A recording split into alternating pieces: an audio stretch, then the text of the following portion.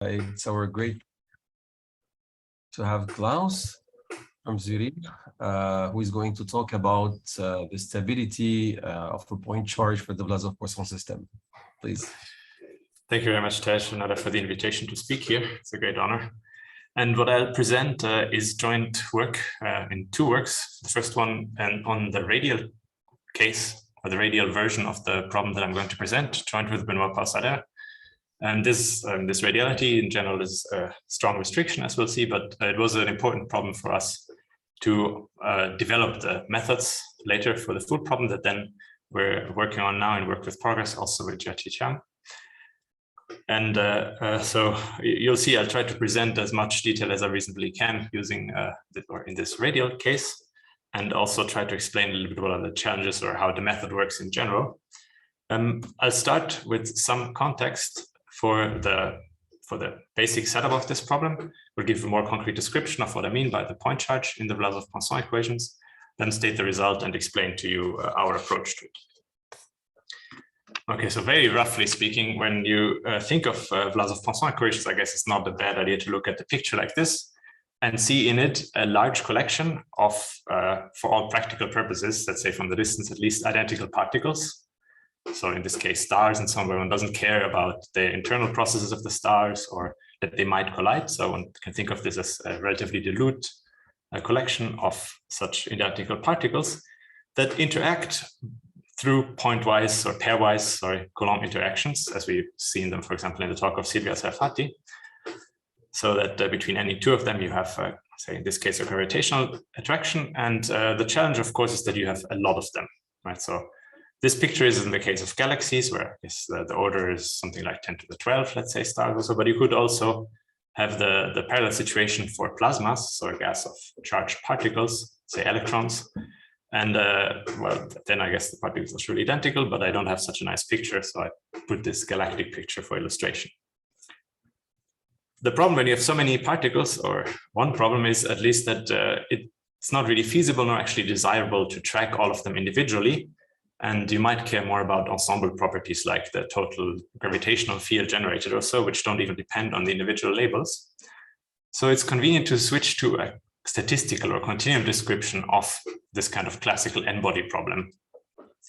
So in the end, you describe everything using a particle distribution, which is here in blue, which tells you, roughly speaking, how many particles you have at a certain time t, at a position x, and a velocity v.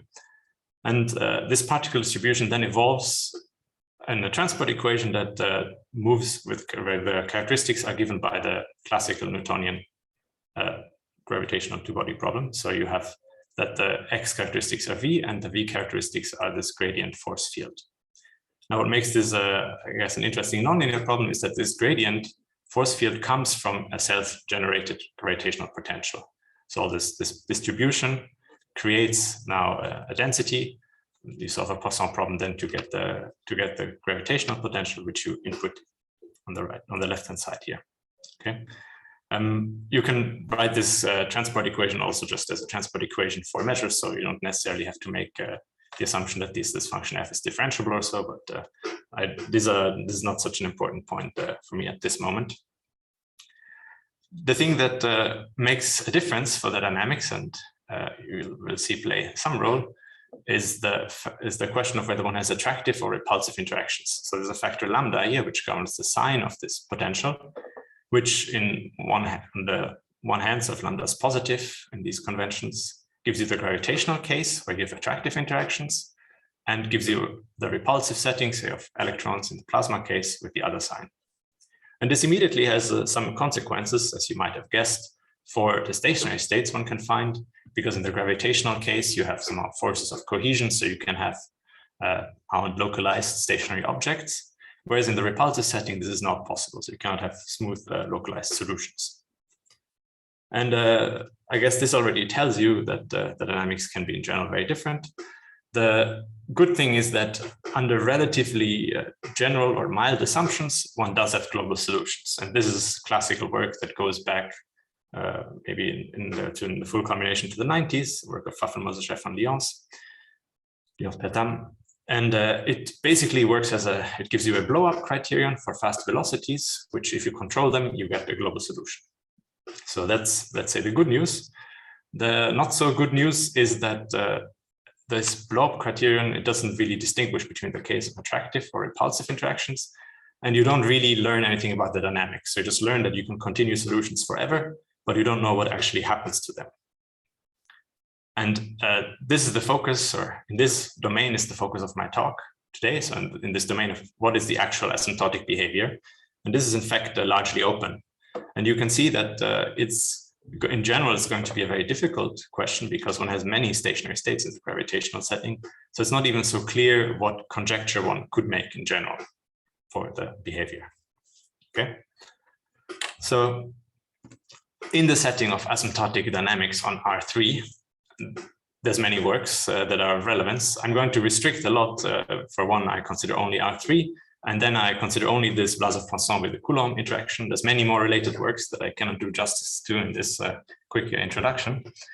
But one thing one sees is that there are many works on the construction of stationary solutions, sometimes using variational techniques. And this automatically gives you also a notion of orbital stability for some of the stationary solutions.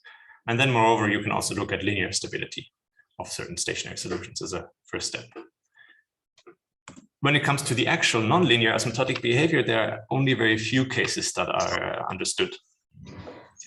And in fact, I think, as far as I understand, there's only 3 of them. The first one is the case of vacuum, so a perturbation of the empty space, so to speak, where you have a small dilute gas. And there was some investigation of the shape of the characteristics and the decay rates of the electric field starting in the 90s, I think, going back maybe even to work of Bartels-Degon even earlier. But I think that the problem was really somehow understood precisely then in work of Alex Ionescu, Benoît Passaro, Shucheng Wang, and myself. And then later follow-up works where we understood the precise asymptotic dynamics in this setting of perturbation of vacuum.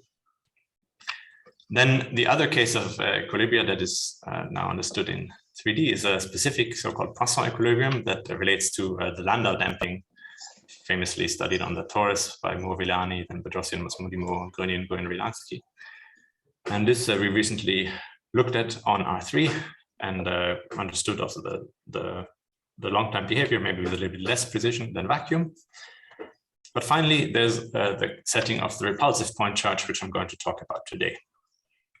So in this discussion, it's maybe worth pointing out also that the behavior that one sees asymptotically depends on the equilibrium that is being perturbed. So in the case of vacuum, one sees modified scattering, so one sees long-range effects of the Coulomb potential. In the case of this Poisson equilibrium, the dynamics are a little bit different, but in the end, one sees linear scattering.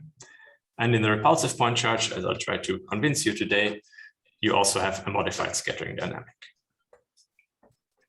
Okay, so when I talk about this and stability, then maybe it's good to at least give some hint of where the stability can come from in this setting on the full space R3, right? So at least for the case of a perturbation close to vacuum, maybe it's a good idea to think of the linear approximation, which is just the free transport of a distribution, right? So if you think of this transport equation as a linear approximation to a nonlinear problem, then you can explicitly solve for the behavior, and you'll see that a smooth distribution of particles, so if F is sufficiently smooth initially, it gets diluted. And this is a simple change of variables in the spatial density. So when you look at the velocity integral of your function, you can change variables, and you see that it decays, in this case, at a rate t to the -3 if you have sufficient control on the initial density with some remainder, right? Now, why is this of relevance? Well, you'd think that the spatial density through the Poisson equation is what tells you what the force field is that you get. So if the spatial density decays, then you might think that the force field decays. So in the end, everything might behave as in this linear problem, right?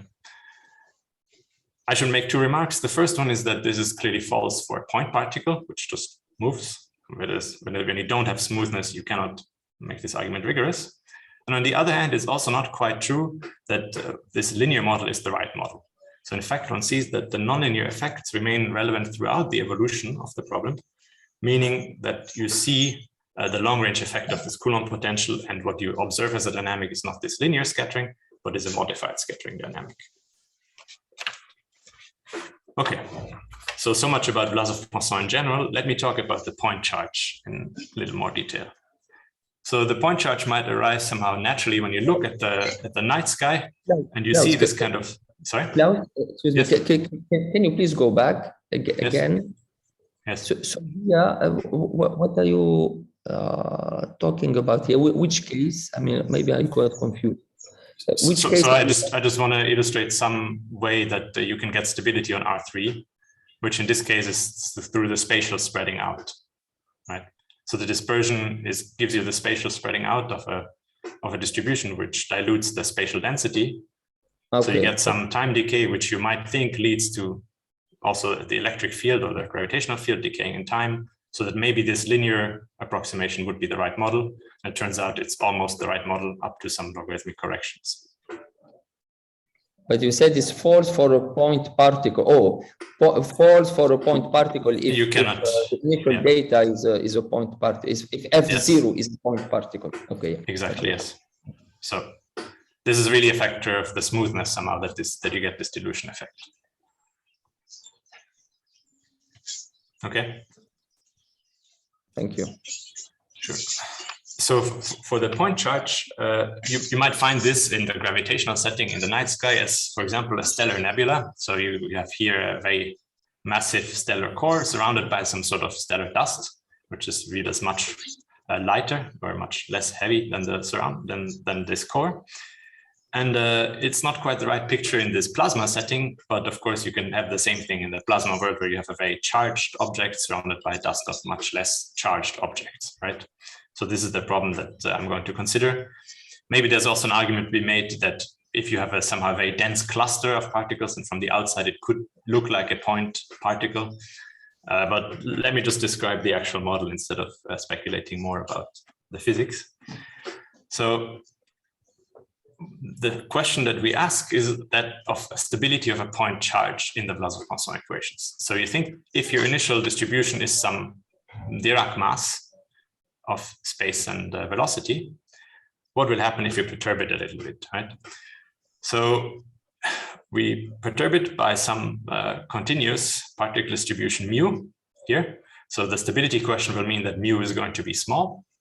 And we track the solution as this point charge, which moves along some trajectory in phase space and has this density, a continuous density that affects it and vice versa, right?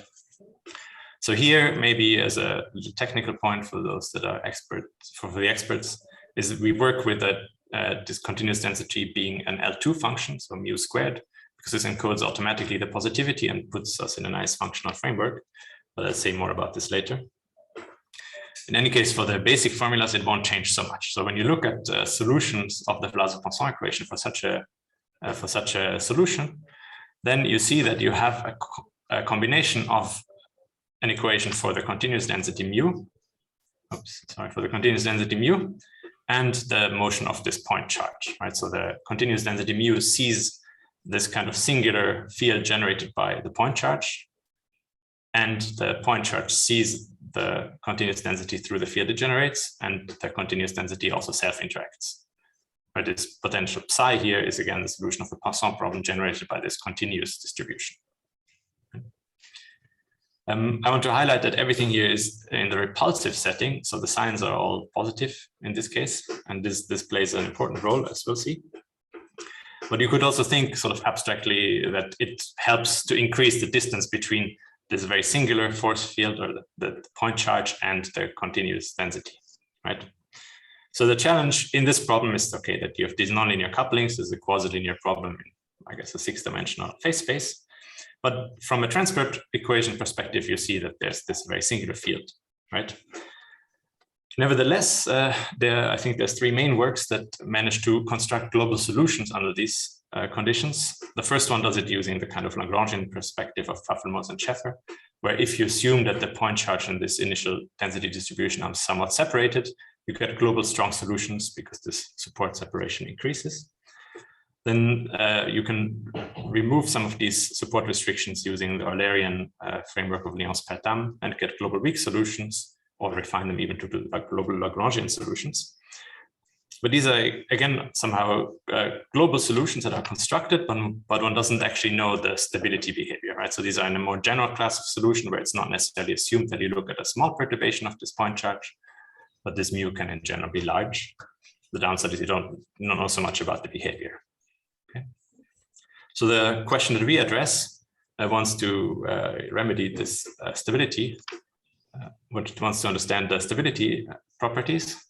So the theorem says that if you have some initial location and velocity for your point charge, some initial continuous distribution, then there's a threshold of smallness written here as epsilon star, such that the initial value problem where your point charge starts out at a 0v0 and the continuous density is sufficiently small, in this repulsive problem gets a unique global strong solution. This is a byproduct of the estimates. It's not the main point. The main point is that we have precise asymptotics. So we know exactly the decay rate for this electric field, so the potential that's generated. It's going to be 1 over t squared times some asymptotic function. We also know asymptotically that if you move along certain corrected trajectories, then your density converges to some profile at infinity. And you can see that the point charge moves with some logarithmic correction to what you'd expect the free point charge to do. Okay. Now, this is the rough statement of the theorem. I don't want to dwell on it too much because it's more precise and less restrictive in action angle variables. So I'm going to convince you, hopefully by the end of this talk, that this is not actually the most convenient way of writing the theorem and posing this problem. You can see that, for example, the support restriction that we have here, that the density is compactly supported, is not important. So we can have unbounded support. We can also have the density supported very close to this point charge. And in fact, if you want, also the derivatives that we have are not strictly necessary to get a global solution. If you only have a continuous initial density, then we can still get a global solution.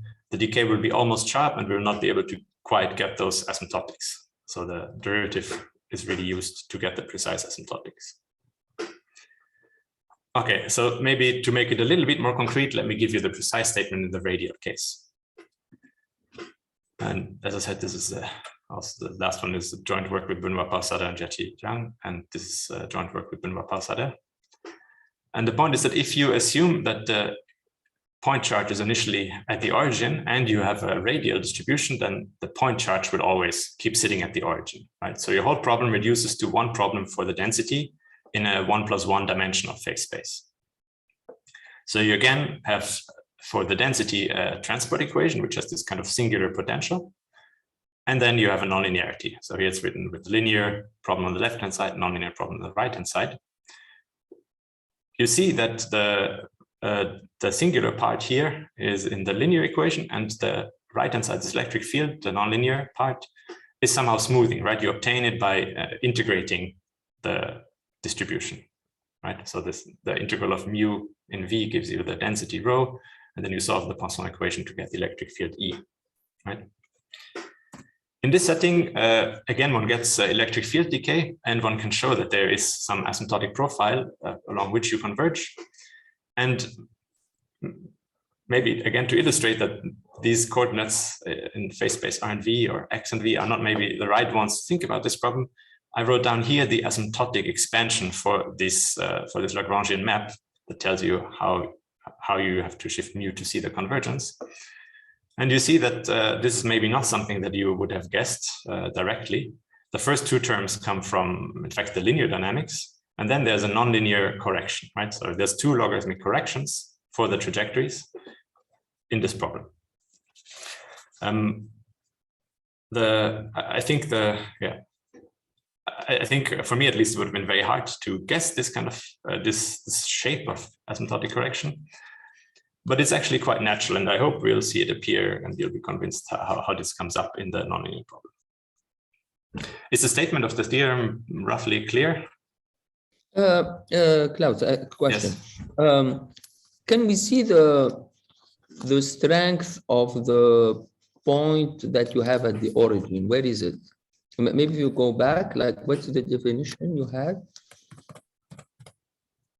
You mean here? So the point. So this is a delta. This is such some constant.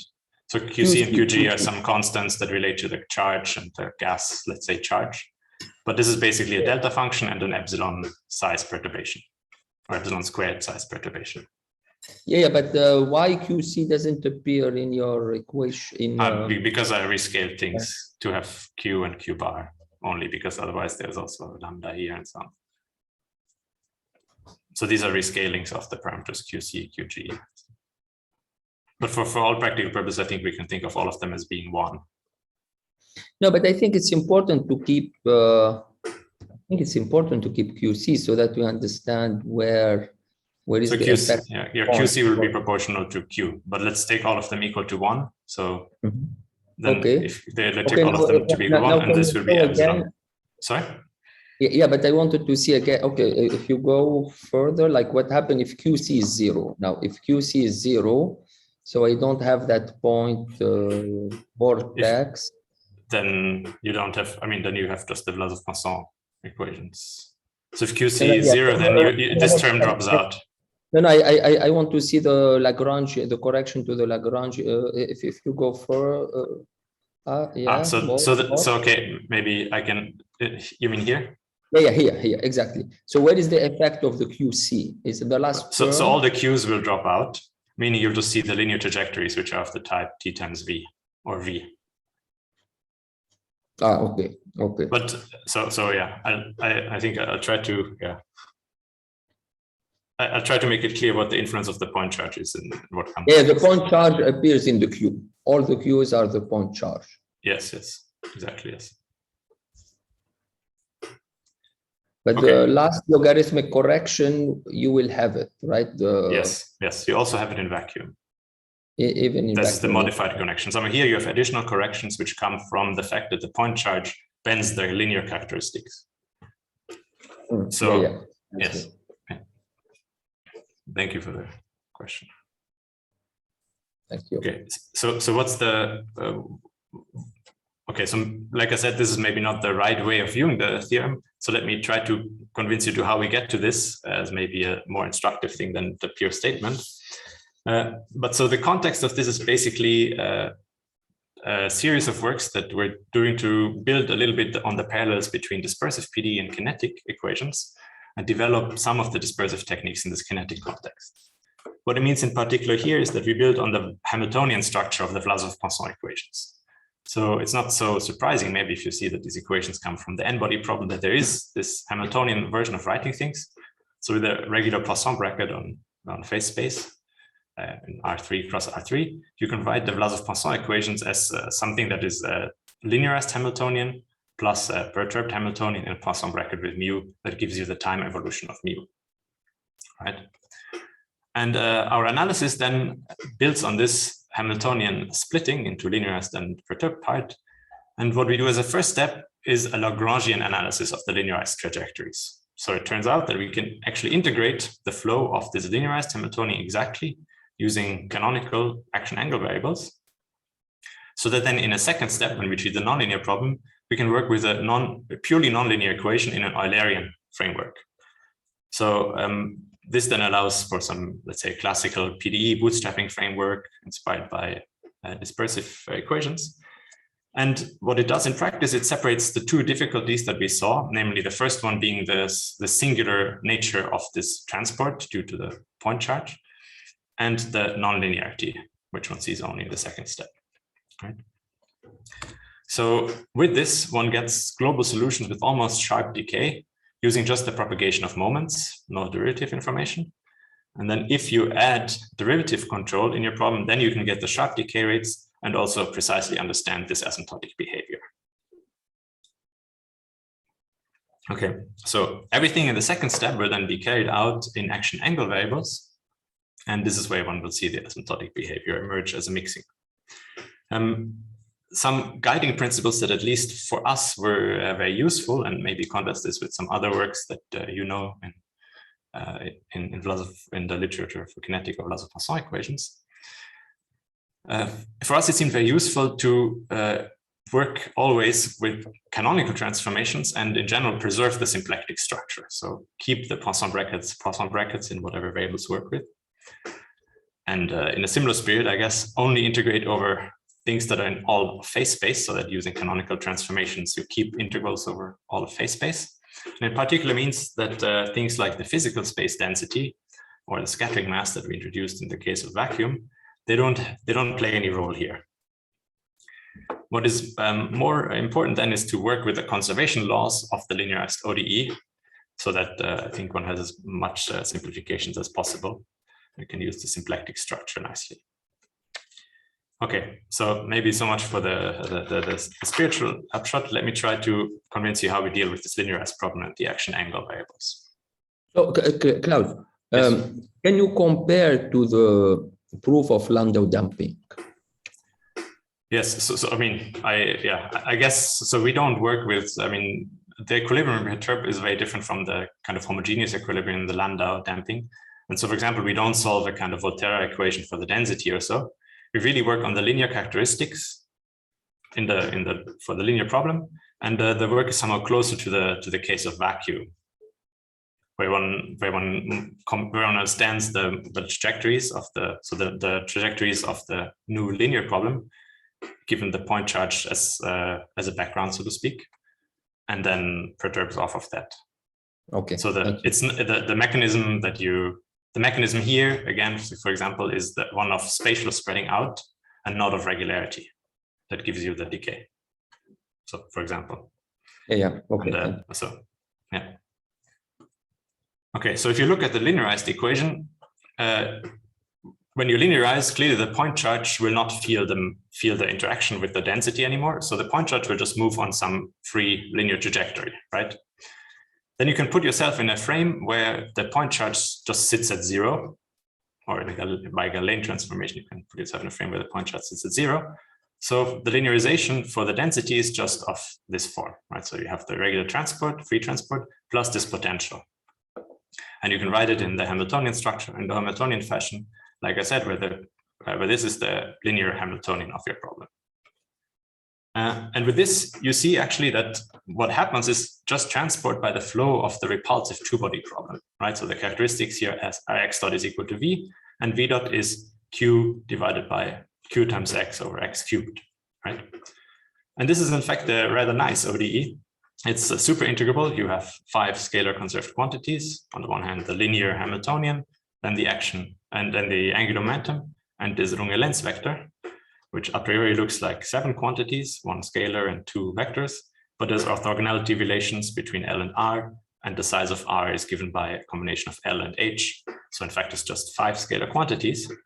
Nevertheless, it's a very nice ODE. And the trajectories, as I guess everyone has seen at some point, are relatively easy to parameterize in the plane. If you want to get a full parameterization, it's a little more difficult. So what do we mean by solving this using action angle variables, right? So what we're looking for is a change of variables from xv to some other coordinates theta, which is an angle, and a, which will be the action, that satisfy several properties. The first one is that it should be a canonical change of variables. So we want to preserve the symplectic structure. So the Jacobian is 1, and you preserve this symplectic product. And then we want also that this change of variables integrates the linearized equation. So if you look at an ODE trajectory of this Kepler problem, in these variables, you see that the angles move with the actions, and the actions are just constant, right?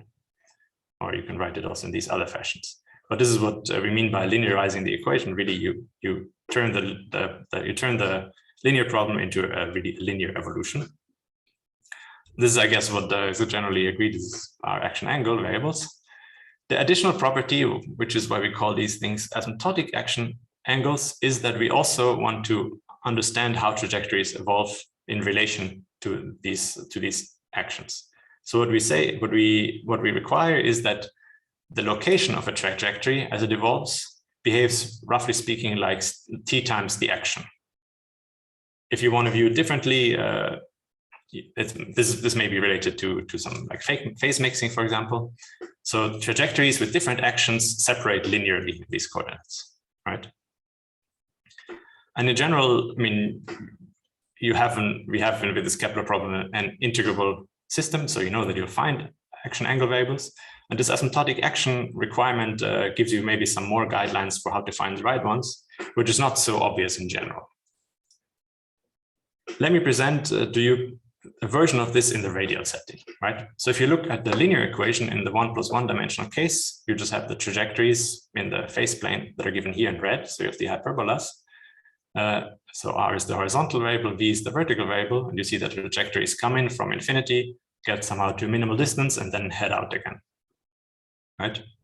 And this flow you can straighten using action angle variables. In fact, in this picture, it's quite suggestive that a natural thing to look at as actions, A, is the energy surfaces, so the level surfaces of this function h0, and then take as an angle, basically a clock along the trajectory, right? So indicated here with the dots, you have some sort of clock along the trajectory, which runs a little slower as you're close to the point of closest approach where the velocity is small.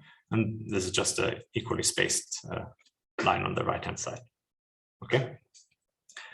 So to make this precise, in the radial case, is not so hard. You can in fact take the actions as just the root of the Hamiltonians, of the root of the energy, and the theta is the clock along the trajectory. And this then gives you a canonical diffeomorphism, which linearizes the flow in the sense that we had written down before, right? This you can do by writing out basically the ODE, right? R dot is equal to V. The velocity is given by the Hamiltonian and R using this formulation. And this you can just integrate, right? So this is dr dt, or dt dr is 1 over this. So if you integrate it, you can find an explicit formula for this clock along the trajectory. Now, so this construction is very explicit in the radial case. It's much harder in the full case, and I'll try to maybe give you an idea about it later on if I have time. But what it does is it solves the linearized equation in any case, right? So you can change variables. And if you denote by capital X and V, the inverse of this action angle formulation, if you look at your evolution in these action angle variables, so this would be this nu, you see that well, the whole equation on mu, which is a Poisson bracket with mu, can be turned into a Poisson bracket on this function nu, right? Because the thing in the Poisson bracket is just the action squared over 2. We have a symplectic change of variables, so the Poisson bracket is preserved. It's again a Poisson bracket. And if you then additionally mod out by the linear flow, so if you compose the angles with t with plus t times a, then you see that you can just integrate this linear flow. And in fact, the whole evolution is given as dt of this function gamma, which in action variables integrates out the linear flow. So much for the linear problem. When you switch to when you try to understand the nonlinear dynamics. Klaus, can you go back? I got confused here. If you go back, just the terminology, the name that you are using. Right, so you said A and theta, these are your new variable. Yes. Right, okay. Yes. Okay, now go further, like next. So I mean, theta and A are the new variable, and now you want to re-express everything in the new variable, but exactly. Let's say that. So the function. Small a, no, but I'm seeing small a and small theta. What? Yes. So if you want the capital theta and the capital A are the functions of R and V, and theta and A are just the arguments in the phase space, that is the phase space in action angle. So this is if you think X and V will be fed some argument, this is the argument they feed. So these are the angles, these are the actions. Okay, small theta, small a is same as exactly. It's not the functions that give you this inverse, but it's the capital one are the functions, and the and the small theta a are the variable, and then okay, I see that. Yeah, exactly. But so sorry for the confusion with this. So I mean, they're the dummy variables in some sense, yes. And now you make the change of coordinates. So here the change of function. So the first thing is exactly. Okay, thank you. So nu is the thing that just expresses everything in the action angle variables. So you still have some transport equation, or in fact, there's still some Poisson bracket because you did a canonical change of variables. And then when you mod out by the linear flow, which in these variables is very simple, you get just the dt gamma. In the linearized case would be 0, right? Okay, so what does this tell you about the nonlinear problem? So let me do one simplification for now, which is that I still keep only looking at the problem for the continuous density rather than the combined problem. So let's just think of the continuous density and how it's self-affected by the potential, right? Instead of also the point charge. Instead of also the point charge being affected and so on, right? So when mu is the continuous density, we have the linearized Hamiltonian, which sees this point charge that we just discussed, and then has it also an additional electrostatic field, right? So this potential psi is part of the nonlinear Hamiltonian, which is the self influence of this continuous density. So when you go from the original variables mu to the gamma variable, which mods out by the linear flow in the action angle variables, you'll still obtain a Poisson bracket because everything is a canonical change of variables, and you'll just have the Poisson bracket with the perturbed Hamiltonian, this nonlinear Hamiltonian, which in fact is just the potential, right? This potential you can express in action angle variables because it's just the potential evaluated at x along this linear flow, right? Why is this a useful quantity and how can you close this equation? Now, this potential evaluated at x, you can write explicitly as a convolution of 1 over x with your spatial density. Spatial density is just the v integral of mu. So you see that the potential is a phase space integral in dx and dy here of some convolution of mu squared with x and y, right? And now you can do the same thing that you did before in switching from mu to gamma. So first you switch to action angle variables. So you integrate in theta and alpha here. This is a canonical change of variables, so you have determinant 1. And you mod out by the linear flow. So you'll have this x tilde of theta a and x tilde of theta alpha, where the tilde just mods out by the linear flow, right? So this is one more place where we can see that it's really useful to work with phase space integrals.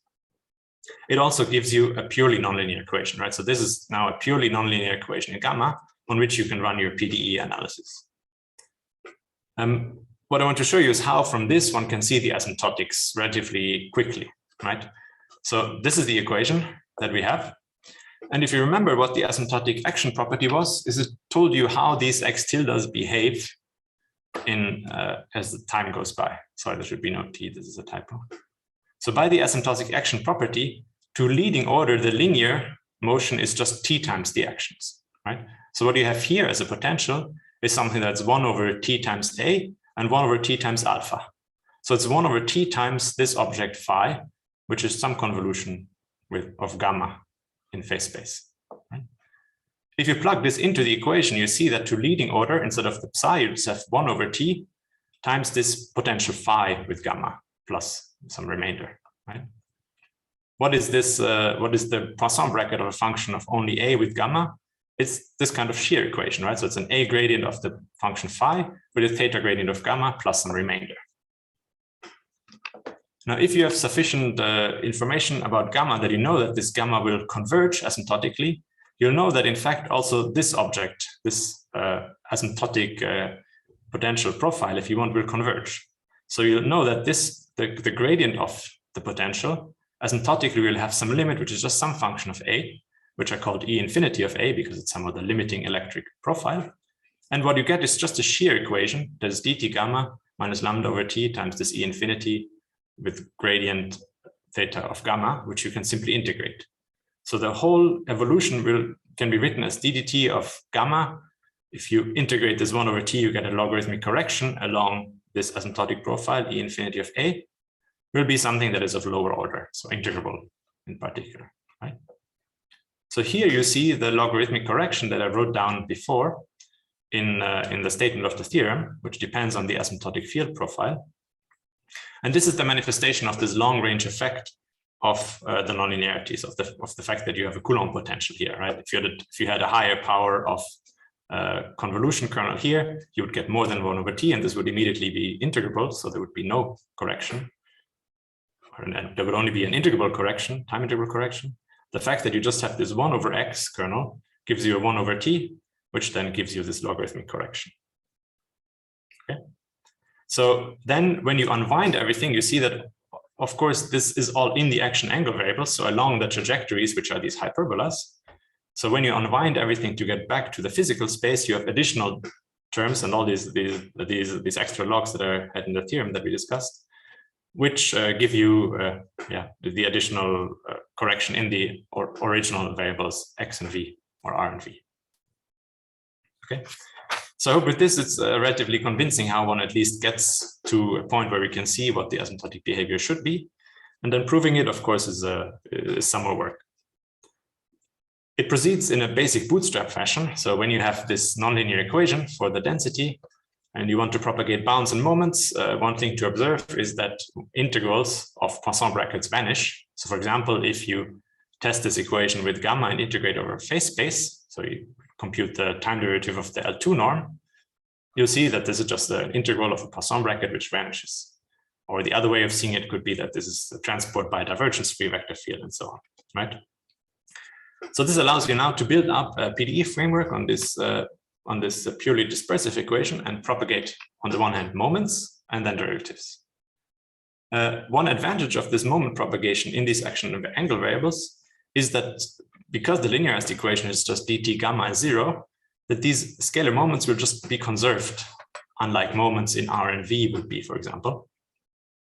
And what you can compute is that the moments on gamma satisfy the same kind of equation with a right-hand side, which comes from commuting the omega and this Poisson bracket with psi, right? So what's the Poisson bracket of some moment omega with psi? It's the gradient of psi, which is the electric field at location x, and then the location x Poisson bracket with omega. So what you want to do is then you want to choose moments that behave well with respect to this kinematic quantity, which is the location x along the trajectories. And with this, once you choose the right kind of moments, you can actually then show that also you can control the E field in terms of moments in omega and on gamma, so that you get global solutions with almost optimal decay. For derivatives, the story is a little bit more complicated because the derivatives of these kinematic quantities can be very ill-behaved. So we instead choose to work with symplectic gradients. So instead of derivatives of gamma, we look at Poisson brackets of gamma with certain functions f, and then look at a large enough collection of functions f such that using this, you span the cotangent space. And you have a similar equation where you also have second order derivatives of your potential and the E field and a bunch of Poisson brackets that you can then resolve again in terms of Poisson brackets f on gamma. With this, you get the sharp decay and then the precise asymptotics. It is a lot of work to make this precise in the full general non-radial case. So let me again say instead a few more things about how this goes in the radial case to hopefully make it more clear. So if you look at the radial problem, again, gamma is just the solution mods out by the linear flow, right, and some initial data. Then you can close a bootstrap, which in fact says that if you put enough moments of the actions and of the angles, and you put some derivatives with the suitable weights, that you assume grow at a certain rate, t to the delta, on some time interval, then in fact you can improve this so that some of them don't grow at all, and others just grow with a better exponent here. So instead of an epsilon, you have an epsilon to the 3/2 here. Okay, so what you see is that in fact the moments can be propagated by themselves. So again, you have these global solutions. These moments are conserved by the linear evolution. So somehow it's very natural to work with objects like this. As a flare of the proof, maybe I can quickly show you a sample of how this would go with the moments in the action. Right? So when you compute some qth order action moment on gamma, you get the Poisson bracket with this qth order moment on the potential, which gives you some theta derivative of the potential, so that when you want to compute the L2 norm, say of this, you multiply with a to the power q gamma, you take an integral to get the time derivative of the L2 norm. You see that what you have to control is something that is like a negatively weighted derivative of the potential. So this is some E field component in L infinity times this rest, right? But as one should expect, or as I hinted at before, this E field will decay. In fact, you can show that this will decay in this case like t to the minus 3/2 given some moments. So using this, you can close the estimates on the moments, right? So the E field decay in general will give you decay on the moments.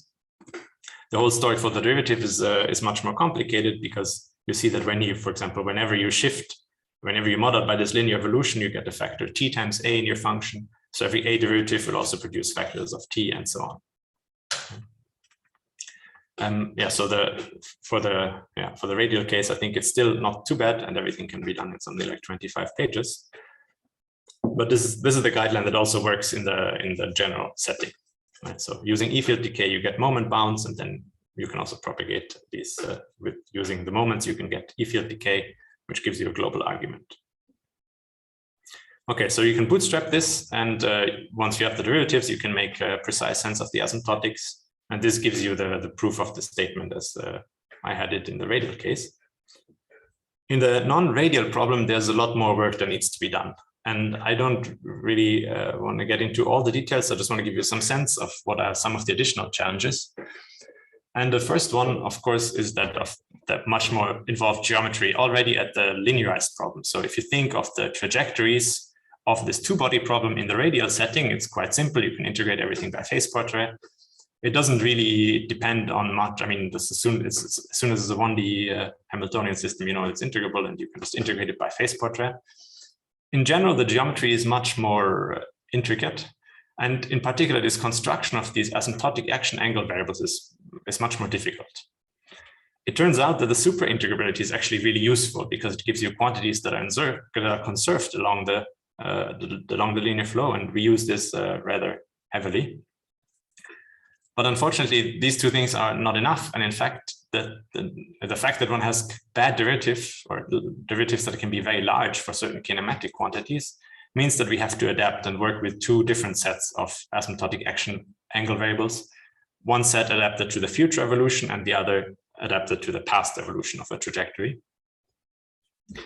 And then this gives you at least this, let's say, solves the problem for the evolution of the continuous density.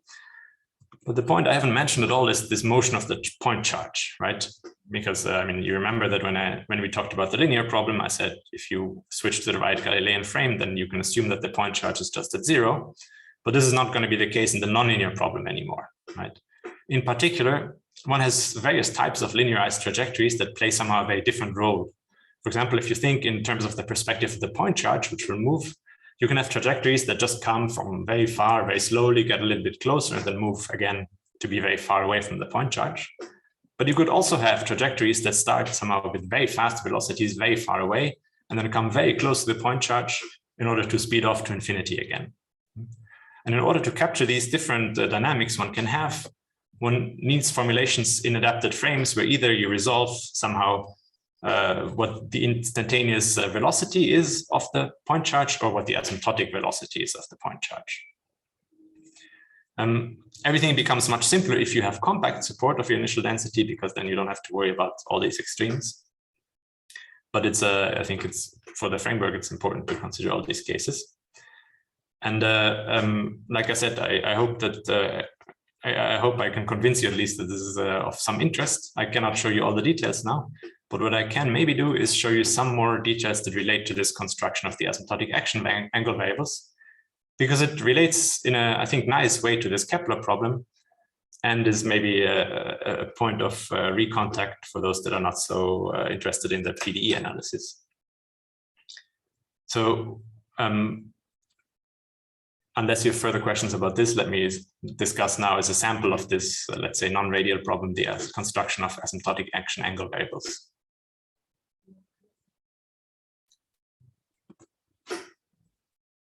So the approach that we took to the construction of these asymptotic actions is that of a generating function. So if you have some function of variables x space and actions a, and you have that the velocities are defined as the x gradient of your generating functions and the angles are defined as the a gradients of your generating function, then you know that if this defines a change of coordinates, then it is going to be canonical, right? So this is somehow the background for our construction. And what the question this sort of automatically makes you think about is, well, if you're given some point in space, some location x, how should you choose your action A in order to try to do this procedure, right? So how do you choose the actions in such a setting for this two-body problem? And at least two things that we for sure want are that the actions are constant along trajectories of the linearized problem. And you also want this action, this asymptotic action property, that trajectories separate linearly with the actions. And I think this maybe makes it makes it slightly suggestive of how one wants this. We know that all the trajectories in the problem are going to be hyperbolas, so they have asymptotic velocities, and we choose these asymptotic velocities to be the actions in the problem, right? So when you then look at this procedure, it tells you, well, if you have a function such that the velocities are the gradients of the function in x and your action, then you can define the angles using the same function, right? So this puts you in the setting of a scattering problem. So given some point and an asymptotic action, which you think should be the asymptotic velocity, so here it's some horizontal v infinity, you aim to find a trajectory through the point x0, right? So this is somehow the scattering problem for this two-body problem. And once you have it, you can then, if you can compute the velocities as the gradient of some function, you can recover this function by integrating, define the angles, and then try to invert everything to get the angles and the actions, right? So this is somehow a relatively geometric problem. Which in fact has a very nice solution, which goes back to the velocity circle method of Hamilton. And this is nicely laid out, for example, in Milner. Right, so here in this picture, you have a point x0 in black. You have an asymptotic velocity v infinity that's given here. And you ask yourself, what trajectories pass through this point x0 with asymptotic velocity v infinity? For one, of course, there's many points and combinations of points and asymptotic velocities that will not allow you to have any trajectories. So for example, everything that's on the left of this green line, any of those points will not give you trajectories that can have asymptotic velocity like it is given here in black. Instead, well, for most points on the other side of this green line, you do find two trajectories. You find one that comes in, so that this red one is sort of an incoming one, passes through the point x0, and reaches the point of closest approach, which is when it intersects this dotted line, and then moves out to infinity again. The blue one is somehow the outgoing one, which has come in, already met the point of closest approach, and then moves out again. And both of them will have the asymptotic velocity v infinity. All these trajectories were described using this velocity circle method by saying that basically for these trajectories, the arrows of the velocity just trace out an arc along some circle. So it's this arc that's solid in red. So the velocities start pointing in this direction upwards, coming from down here, and then move along this circle to at some point be the ones at closest approach, and then move along the arc again to be this v infinity at infinity. The same thing is true for the blue one. And this essentially corresponds to having different angular momenta in this problem, right? So when you define the coordinates, then this poses a challenge. We need to understand how you go from a mapping that takes locations and actions to a mapping that is locations and velocities. In fact, this is a fold. So as I said, you have, for most choices, you have two trajectories, incoming and outgoing, but you can glue them together properly to find a smooth map that maps one phase space to the other. Okay, so then you have these action angle variables. You can verify that they satisfy these properties, and this starts to get everything off the ground. Unfortunately, I mean, these are both vectors in R3, so they're quite complicated, and it's not so easy to invert this relation that I had on the previous slide to find the actual formula for the angles. And we don't end up actually working so much explicitly with it because we can. Klaus, I have a question. So here, what is the Hamiltonian you are using for these pictures? It's a two-body Hamiltonian where you centered the point charge just sits at 0. So you have a radial 1/r potential, and you look at the two-body problem in this force field. It's a planar problem. It's just the effect of the point charge. You are not including the self-interaction No, this is just to find the coordinates for the linearized problem. So this is the equivalent of the picture I had in the radial case, where you could just straighten out the hyperbolas that were all symmetric about the same axis and so on. Okay, now in the radial case, it will just come on a ray and then come back on the same, like on the. Exactly. I mean, so in the radial case, it will just come along this axis and then go back along this axis, right? Right. Exactly. Mm-hmm. So, and in the non-radial case, I mean, of course, in general, this is not a. I mean, you have a problem in R3 cross R3, but I mean, if if you fix, or if you look at trajectories, they're all in the trajectories are in a plane, right? You have if that along a trajectory the angular momentum is preserved.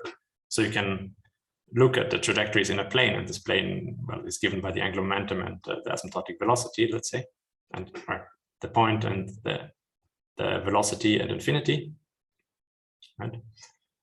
So then you have this planar problem, and you can have for a fixed point x0 and an asymptotic velocity, not only the trajectories that come in from the right along the axis and then go out again, but you can have several different trajectories that correspond to different angular momentums here. So you have these two different ones.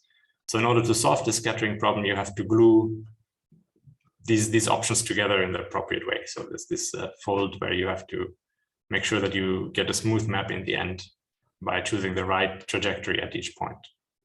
But then once you've done this, it gives you a way at least of getting some asymptotic action angle variables where this data is not necessarily very concrete, but concrete enough, let's say. So this is just the prequel for what one does in order to even get the linearized analysis of the ground. Okay, but I think maybe I've exhausted my time, so I should stop with this and leave some time for questions in case you have more. Thanks very much.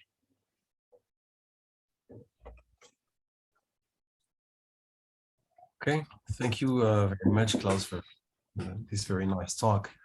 Are there questions in the audience?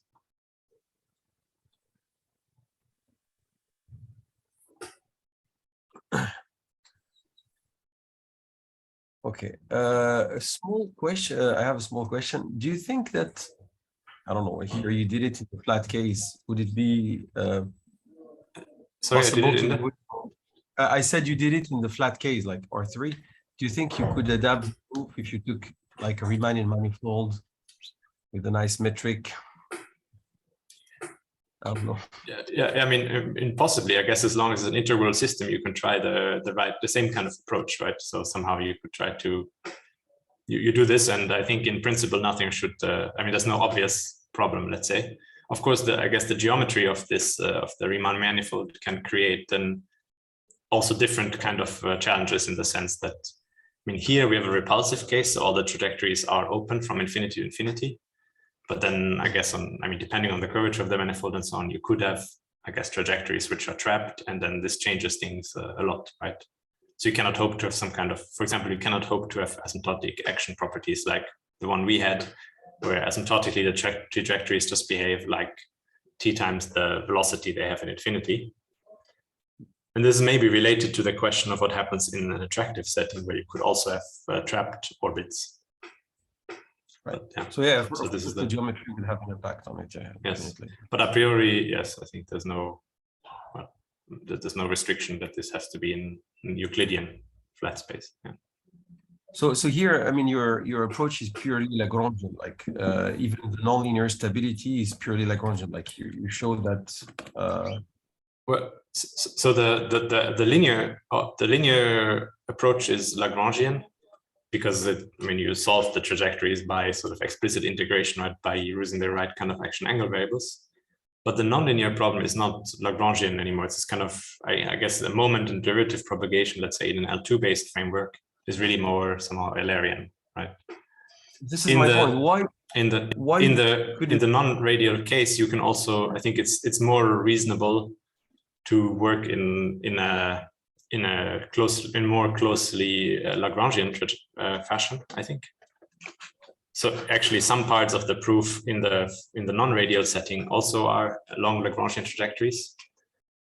It's slightly more complicated, or slightly more, I guess, more difficult, because you have these various parameterizations where either you focus on the point mass, where you either choose a frame where the point mass is resolved with instantaneous velocity or asymptotic velocity. So switching between these things, in fact, seems like, at least technically speaking, it's easier in a Lagrangian setting. But of course, if you have an Eulerian approach, this is very, let's say at least these estimates are really relatively smooth, I would say. You can do them just as the regular kind of PDE L2 based bootstrap. Yeah, but I don't know, but I was you didn't try to push further the nonlinear stability through the in the Lagrangian coordinates, or you just said, okay, we have plenty of tools that we know how to use on the Eulerian side, so let's just do it? Because we had a similar problem frontal where we did the full nonlinear stability in the Lagrangian setting. And it was way easier to do it in the Lagrangian setting than the Eulerian setting, I guess. So I think where, I mean, at the end, what we found out is that perturbing the solution is like perturbing the coordinate system. And you can... yeah, so I mean, the thing is that, so I mean, I guess the result is somehow Lagrangian in the sense that you get a correction of the trajectories along which things converge. But the point, at least in the radial case, seemed very clear that the Eulerian approach is much easier. So propagating the kind of weights really amounts to computing some Poisson brackets with some functions. And then if you have sufficient E field bounds, then this gives you automatically the kind of moment bounds. Moreover, maybe purely, I mean, okay, this is I guess a less important question, but of course the kind of space you put changes a little bit the topology in which you have control on the electric field or so, right? So if you think the electric field is some sort of phase space integral, then it's naturally somehow an L2 type thing with some moments. If you had L infinity bounds, of course, you could make up for it using more moments. But a priori, it didn't seem so relevant that it doesn't seem like there's any benefit, let's say, from a Lagrangian analysis. And in the radial case, the Eulerian analysis was just simpler. In the non-radial case, there's a combination. Because, like, I guess here in the non-radial case, I mean, because you have a non-local part on your linearized operator, right? For the nonlinear stability in the Eulerian side. I mean, you just have this purely nonlinear equation, right? So that's really the equation you have. And I mean, if you want, this is non-local in the sense of it's solving some Poisson problem. Yes. Yeah, Poisson field. Yeah. Yeah. Yeah. But so it seemed like, yeah. Thank you. Any other questions in the audience? Yeah, I have a question.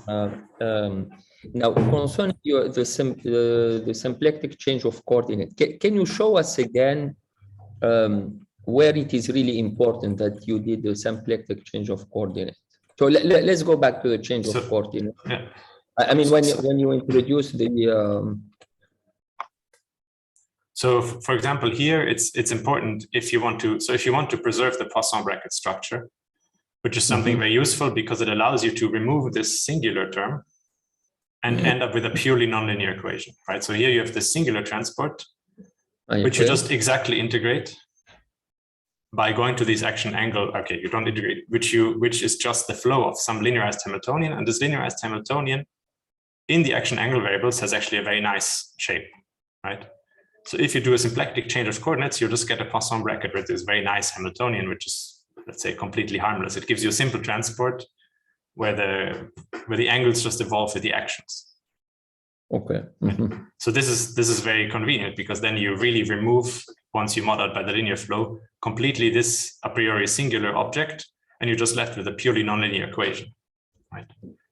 Now, I guess this is one of the many points where it's useful. So here, if you switch from the mu to the gamma, which is in action angle variables modded out by the linear flow, this on the one hand is purely nonlinear. So you move this H0, and you just have left with a perturbed Hamiltonian, which is the potential. So phi is the potential, right? Exactly. So phi is the potential, electrostatic potential at some point x a priori, right? This is the perturbed Hamiltonian. The nonlinear Hamiltonian is just the linear, it's just the potential. So that when you it's also Laplacian phi equal rho is the spatial density, the V integral of the distributions. Okay. Yeah. So the nonlinear part of the Hamiltonian would just be phi. Now, if you write it out after changing coordinates and modding out by the linear evolution, it's the location at this modded out by the linear flow in these action angle variables, right? but it's still the phi, and you recover it a priori from mu. So it's a convolution with 1 over x of this density mu squared dv, right? So this is the Poisson problem that you solve. And again, you see the usefulness of the canonical change of variables, because if you have an equation that's purely nonlinear in gamma, but you cannot close it in gamma, it's maybe not so useful. But in fact, you can write this potential again as some convolution with gamma, because you have here, you have a symplectic change of variables. So switching from the phase space integral in dv and y, or v and x, maybe I should have written, there was just already an x in the formula. But so switching from the phase space in x and v to the phase space in action angle just means you can switch from the mu to the thing in the let's say to the object that was new. I'm sorry, right? So you switch to the variables in phase space in angle and action, and then you mod out by the linear flow to get gamma. So if this were not a canonical change of variables, then you would have some determinants and so on, which would be much more complicated. Here, it really cleanly gives you some convolution of this gamma. And once you know the behavior of these locations asymptotically, you can read off really the asymptotic behavior. So this was the point of the next slide, but maybe I shouldn't skip it. I don't know. If this point is clear, then once you have this kind of equation, you really know if these things are like t times the action and t times the alpha, then you get some convolution asymptotically. So you really see this factor 1 over t, that when you integrate it gives you the logarithmic correction coming out straight away. Yeah, thank you. Thank you. Okay, are there other questions? The audience? Okay, so then thank you again, Klaus. Thank you very much.